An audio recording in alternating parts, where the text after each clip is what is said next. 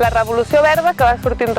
sorgir el 1940-1960, més o menys, va ser un moviment que va començar a apostar per un sistema de cultiu d'aliments molt massificat per augmentar molt la producció, en el qual s'apoyava molt en la gran maquinària i combustibles fòssils, en pesticides i químics també,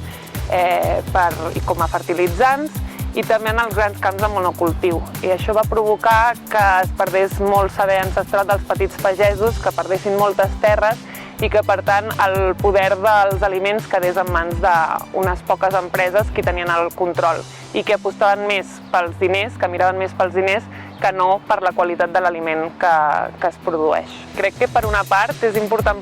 mirar de què ens estem alimentant, perquè al final ens aporta els nutrients i tot allò beneficiós per al nostre organisme i al nostre cos. Aleshores, sempre que apostem per una alimentació més saludable, doncs serà més beneficiós per nosaltres, i alhora també, a l'hora de consumir, podem apostar per apoyar la petita pagesia, els productors locals, una producció ecològica que al final el que fa és vetllar pel benestar del medi ambient i les persones. Aleshores, sempre que sabem d'on ve el que està al nostre plat, és un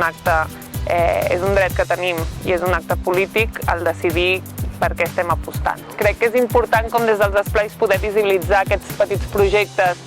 d'agricultura ecològica o sostenible que ens envolten, que són petites productores, i per tant donar-li visibilització i poder-ne